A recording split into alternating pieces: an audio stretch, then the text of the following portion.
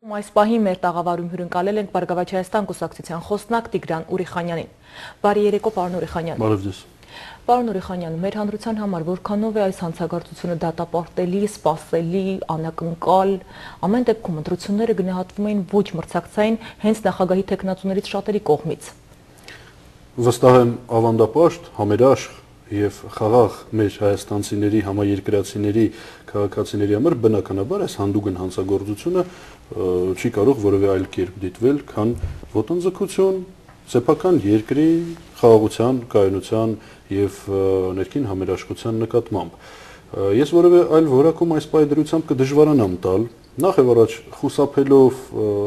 հավանական սխալներից, երկրորդը պարզապես կոմպետենտության շրջանակներում, որովհետև կան իրավապահ մարմիններ, որոնցից եւ մենք, ինչպես դուք նշեցիք քիչ առաջ,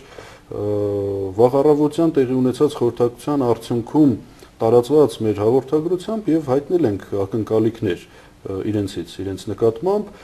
որ քննությունը կիրականանա հավուր պատշաճի, հնարավորինս արագ, սեղմ ժամկետներում եւ մենք կիմանանք բոլոր օդում կախված հարցերի պատասխանները։ Այն, որ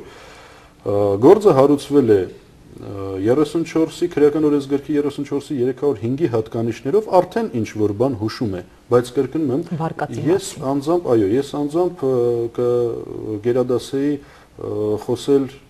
երևույթի, եթե կուզեք, երևույթի բացասականության եւ դրա աստիճանի մասին, այլ ոչ թե հավանական տարբերակների, թե ինչն է եղել պատճառը կամ կանխատեսումներ, վերլուծություններ, վատ է, շատ վատ է, իհարկե շատ վատ է, ստվերում է շատ բան, որևէ մեկին ձեռնտու չէ։ Եվ կրկնում եմ, կցանկանայի, որ շատ արագ գործը բացահայտվի, ստանանք պատասխանները։ Պատասխաններ ստանան նաև բոլոր նրանք, ովքեր կարող է ինչ-որ մի կերպ շահարկեն այս հարցը իրենց համար ձեռնտու տարբերակներով, թե երկրի ներսում, թեպետև հույսով եմ, որ նման մարդիկ կամ ուժեր չեն լինի, թե հատկապես երկրից դուրս, իսկ այնտեղ միանշանակ շահարկվում է արտաքին ուժերի գործոնը, նաև լսում ենք այդ մասին, գոնե լրատվամիջոցներում։ Դե հենց խոսքը դրա մասին է, եւ դրա համար կրկնում եմ, հույսով ենք, որ շատ արագ կստանանք պատասխանները։ Բարգավաճ Հայաստան կուսակցությունն իր խոսքն արդեն ասել է, կրկնում եմ, մենք շատ վաղ առավոտյան ունեցանք խորհրդակցություն, ղեկավարի առաջնորդի Գագիկ Ծառուկյանի հանձնարարությամբ խմբակցության ներկայացուցիչներ, խմբակցության քարտուղար Տիկին Զոհրաբյանը, Վարդան Օսկանյանը այցելել են Պարույր Հայրիկյանին, խոսել են, կիսվել են մտահոգություններով, հայտնել են պարոն Ծառուկյանի զորակցությունն իրեն, առաջնորդը ինքը պատրաստական է ցանկացած պահին քննարկելու ցանկացած հարց սեփական կարողությունների կամ թիմի կարողությունների շրջանակներում ցանկացած օժանդակություն ցուցաբերելու առումով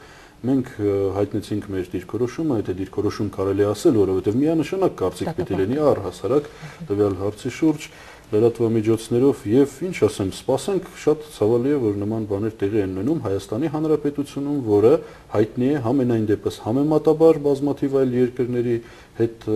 համեմատած հայտնի է ներքին անվտանգության չափանիշներով։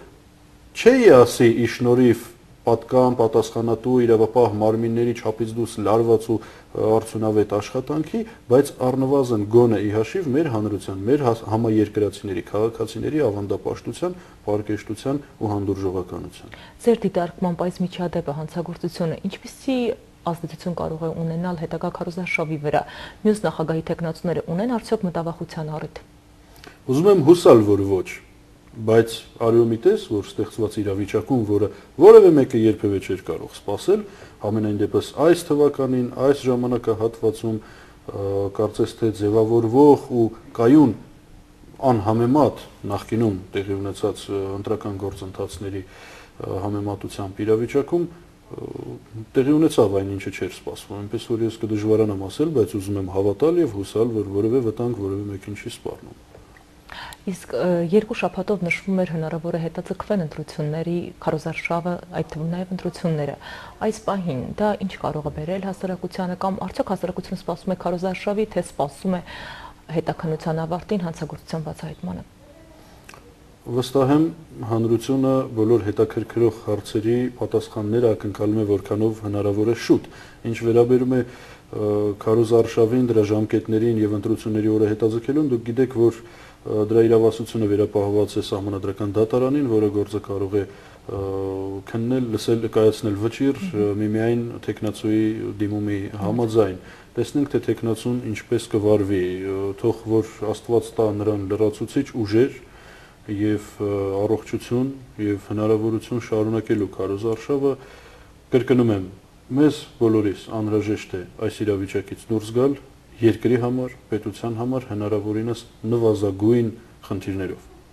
Շնորհակալություն պարոն Ուրիխանյան, տաղավարում հյուրընկալվելու համար։ Ցտեսություն։